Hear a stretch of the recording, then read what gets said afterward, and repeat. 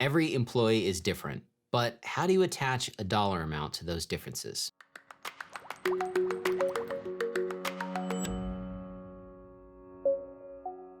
Every church salary report contains a salary comparison. This section is designed to help you place an employee within a salary range. Should they be paid more than the midpoint or less? Specifically, the salary comparison is designed to help you with a third step in a larger salary review process.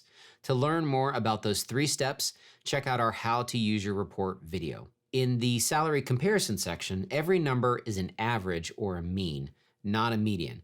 This is important. It is showing you the average salary of employees who fit these criteria, say 6 to 10 years of experience.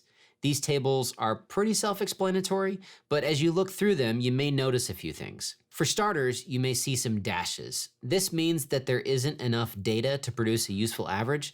There simply aren't enough people who fit this profile in our database or in the real world because, let's face it, you'd be hard-pressed to find a senior pastor at a megachurch with 1 year of experience or a custodian with a doctorate.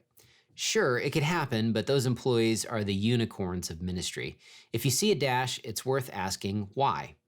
Beyond that, the averages you see may look a little weird.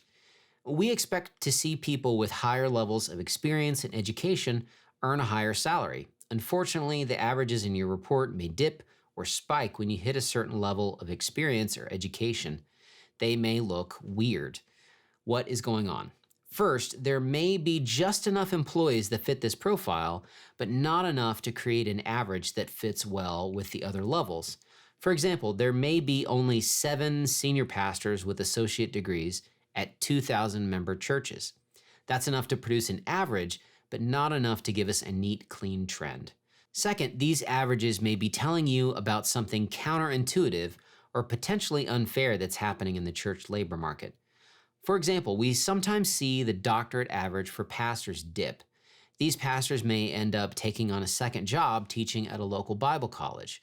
You are only seeing their church salary, not their adjunct compensation. Something similar can happen with experience. Executive pastors with 26 years of experience may be working as a favor to their church. Maybe they retired from a career in the military or from a successful business career. Or, and this is unfair and far too common, pastors faithfully serve in the same job for years without getting a consistent raise. So you're not seeing clear increases in your report because churches, on average, aren't giving consistent raises to their staff. So as you look through these tables, keep a few things in mind. First, they are real. The averages you're seeing are based on real employees in the real world. Weird numbers may be telling you something about employment in the church. Second, they are a guide. Just because churches don't give consistent raises to their staff based on experience doesn't mean that you have to follow suit.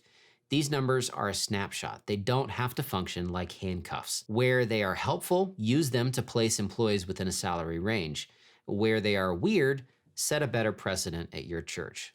Finally, they represent a range. These numbers are showing you an average of how churches compensate for these categories. Bear in mind that every degree and every level of experience is not identical. The master's degree average is likely a combination of pastors who attended seminary in person and those who earned an online degree, or even those with an MBA. Pay between these different pastors may depend on the type of degree that they earned. Differences like these are wrapped up inside of the averages, and each one represents a range of employees. Lastly, if you purchased a pastor report, you may be wondering why there is a table for geographical settings here and a dedicated section for localizing salary. First, these averages offer you a reference point to compare with the nationwide salary summary. How might your geographical setting impact compensation relative to these nationwide numbers? Second, only full-time pastor reports contain a dedicated section for localizing salary.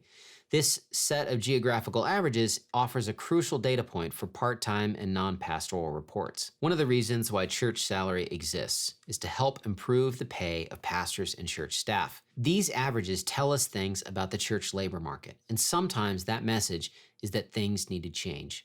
The truth is, we probably don't value experience and education consistently in the church. Take the time to think through these averages and decide how your church is going to use them to place employees within a salary range. There is no hard and fast rule for how you need to apply these insights. Some churches ask if they should add up each difference, $2,000 for experience, $3,000 for a master's degree. Other churches want a formula for weighing these compensation factors. The reality is that your church needs to think this through and devise a policy. Put it in writing, tell your staff, and stick to it. You'd be surprised what a transparent compensation strategy that rewards experience and education will do for your church and for your employees. To dig deeper into any of the other sections in your report, watch our other how-to videos. Thank you for choosing Church Salary. If you haven't already, consider taking our National Church Compensation Survey, especially if your church is handling things like compensation factors well. Together, we can help more churches.